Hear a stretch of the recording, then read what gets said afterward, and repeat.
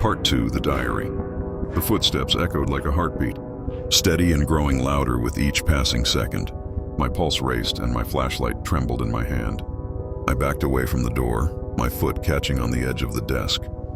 As I steadied myself, my eyes fell on the diary again, its cover now eerily pristine, as though the dust had fled. A new sound joined the footsteps, a low rhythmic tapping, as if someone were dragging fingernails against the walls.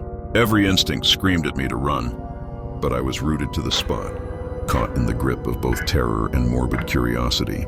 I reached for the diary and opened it, the brittle pages crackling like dry leaves. The handwriting was sharp and slanted, each stroke heavy with intention. The first entry read, January 3rd, 1912. I have done it. The veil has been lifted, and I have seen the truth. The ritual was a success, though I fear the cost. The house is no longer just a home, it is alive. A vessel for forces I cannot fully comprehend. They whisper to me, their voices sweet as honey, promising knowledge, wealth, power. I must continue. My breath hitched as I flipped through the pages. Each entry grew more frantic, the script jagged and uneven, as if written in haste or desperation. He described rituals, complex diagrams, incantations in languages I couldn't understand, and something he referred to only as the eye. One passage stood out, circled in a rust-colored smear that I prayed wasn't blood. February 14th, 1912. They are here.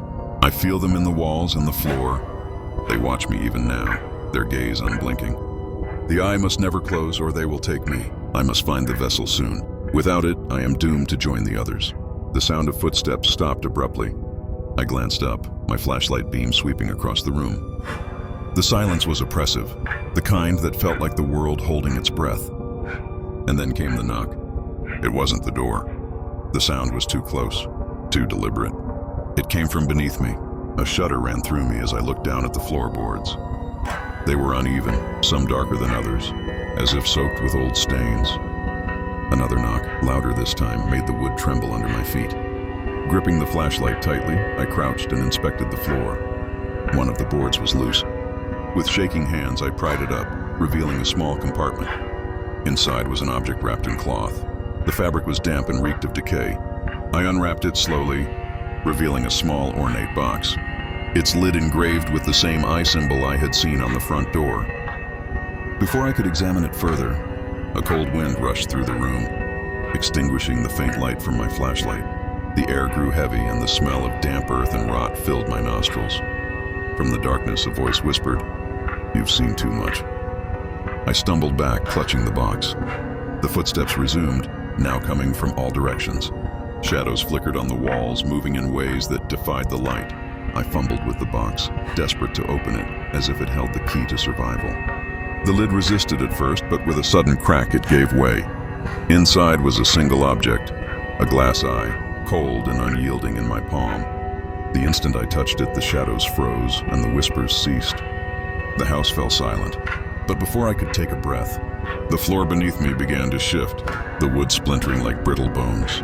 Something was rising, forcing its way up from the depths below. I turned to the door, now bolted shut with no visible lock.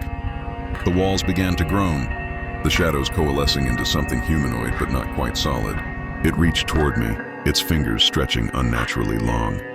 Clutching the eye in one hand and the diary in the other, I bolted toward the only option left, the window. With a crash, I shattered the glass and leapt into the cold night air. As I tumbled to the ground below, I heard the voice again.